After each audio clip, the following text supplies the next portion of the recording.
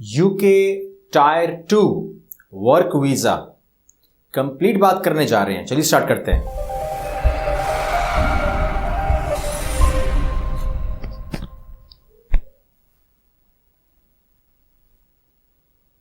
अस्सलाम वालेकुम, मेरा नाम कैसर है और आज इस वीडियो में हम बात करने जा रहे हैं यूके टायर 2 वर्क वीज़ा के हवाले से, जो कि जनरल वर्कर्स के लिए होता है। और सबसे प्यारी बात यह है कि ये वो वीज़ा है जिसके अंदर आप भी जाते हैं 5 साल के लिए और आप अपने बीवी बच्चों को भी साथ लेके जा सकते हैं। वो आपके वीज़ा के अंदर, आपके स्पाउस केस के अंदर आ सकते हैं, तो कोई मुश्किल बात नहीं है। इस हवाले से मुझे ये जो सिस्टम है पसंद आया कि इसमें आप अक्सर कंट्रीज़ जो जॉब ऑफर करती हैं वो बीवी बच्चों को नहीं अलाउ करती है, मगर यहाँ पर मैंने देखा कि आपको वो अलाउ कर सकते हैं। सिस्टम क्या है जी? सबसे पहली बात तो ये कि एलिजिबल कौन है, तो दुनिया का रहने वाला हर आदमी एलिजिबल है, including Pakistan, India, Sri Lanka, Bangladesh, Philippines, सारे ही एलिजिबल हैं। जो आपको ये बात बताए कि जी आप एलिजिबल नहीं हैं, यानी कि एक ख़ास नेशनलिटी का बोलकर अगर आपको कोई हिट करता है कि जी आप एलिजिबल नहीं हैं, तो वो बकवास कर रहा है। यहाँ पर सब एलिजिबल हैं, लेकिन कैटेगरी ये है कि आपको एक सिस्टम पूरा करना है। तो उसमें यह है कि आपको 5 साल के बाद आप पीआर भी रिक्वेस्ट कर सकते हैं और वो भी आपको मिल सकती है, लेकिन ये 5 साल के बाद होगा। इसमें जो आपका जो आइल्ट्स है वो उसकी नीड इस तरीके से है कि आपकी जो भी इंग्लिश लैंग्वेज है उसका टेस्ट आपको पास करना है। अगर आप इंग्लिश मीडियम से ताल्लुक़ नहीं रखते तो, और अगर आपका जो एजुकेशन है अगर वो यूके नारी जो है NARI, अगर उससे वो अप्रूव हो जाए कि ठीक है इनका सस्पेंड ठीक है, इंग्लिश लैंग्वेज का कोई इशू नहीं है, तो फिर आपका ख़त्म हो जाएगा। लेकिन अगर आपका इंग्लिश मीडियम नहीं है तो आप आइल्ट्स पे आते हैं और आपको CERF B1 के बराबर जो है, आपको जो उनका B1 लेवल है, यानी कि लेवल 1 कह लें आप उसके बराबर आपकी इंग्लिश लैंग्वेज होनी चाहिए। जो कि आपको बता दूं कि इसका मतलब ये हुआ कि कम से कम 4 बैंड जो आइल्ट्स के हैं वो आपके ज़रूरी हैं।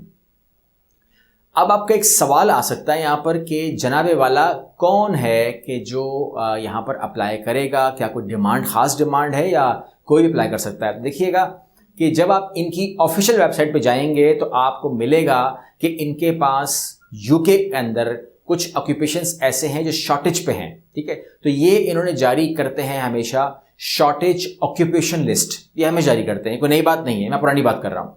हमेशा ही आपको वहाँ पर ऑक्यूपेशन के हवाले से शॉर्टेज लिस्ट मिलती है, जो कि 2019 में अपग्रेड हो गई है।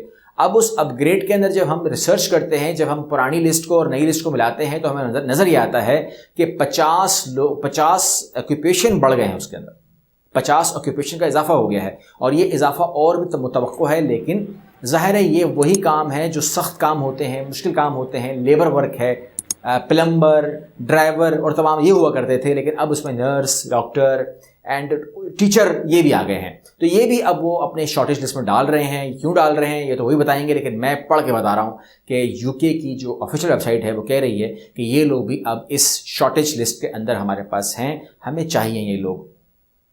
अप्लाई करने का तरीका और एलिजिबिलिटी के बारे में तफसील गिवन है, वहाँ पर मैं आपको बोर नहीं करूँगा, वहाँ आप जाकर यूके की ऑफिशियल वेबसाइट पे ले सकते हैं। आपको मैं सीधा अप्लाई करने का तरीका बता रहा हूँ, वो ये है कि सबसे पहले आप यूके की ऑफिशियल वेबसाइट पर ऑनलाइन अप्लाई करेंगे। सबसे पहले आपने उसको ऑनलाइन अप्लाई करना है और वही डॉक्यूमेंटेशन जो है वो लेके आपने VSF ग्लोबल से अपॉइंटमेंट लेनी है।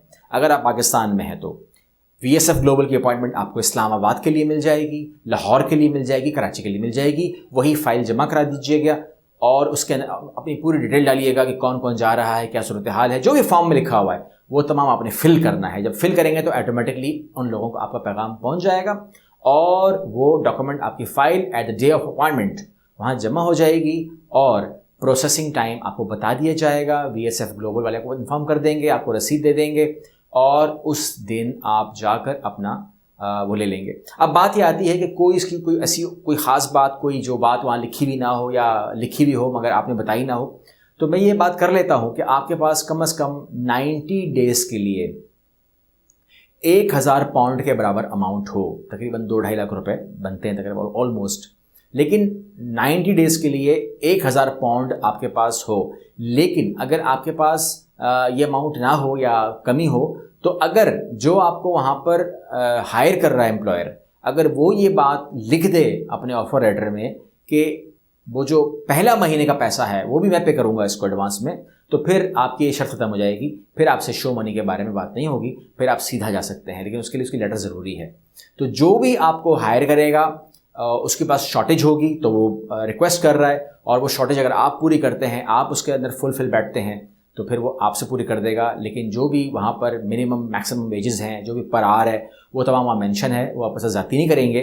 लेकिन ऑफ कोर्स पाकिस्तान से, इंडिया से, नेपाल से, श्रीलंका से, फिलीपीन से हायर करने का मतलब एक तो शॉर्टेज पूरी करना होता है, दूसरा कि कुछ ना कुछ बेनिफिट जो है उनको पर आवर में होता है, पैसों में होता है, क्योंकि मिनिमम वेजेस के ऊपर ये लोग काम करने को राज़ी रहते हैं। आई होप कि आपको ये समझ में आ गया होगा। बाकी ये जो तफसील है, जो डिटेल है, वो मैं कुछ ना कुछ आपको मैं दे दूंगा डिस्क्रिप्शन बॉक्स के अंदर। बाकी आप यूके की ऑफिशियल साइट से ले सकते हैं। मज़ीद अगर किसी से मीटिंग करनी हो, जाना हो, वेरीफाई करना हो मेरी बातों को, तो आप VSF ग्लोबल इस्लामाबाद, लाहौर या कराची से भी मालूमात कर सकते हैं। आपको इन्फॉर्मेशन दी जाएगी इसकी। अल्लाह हाफ़िज़।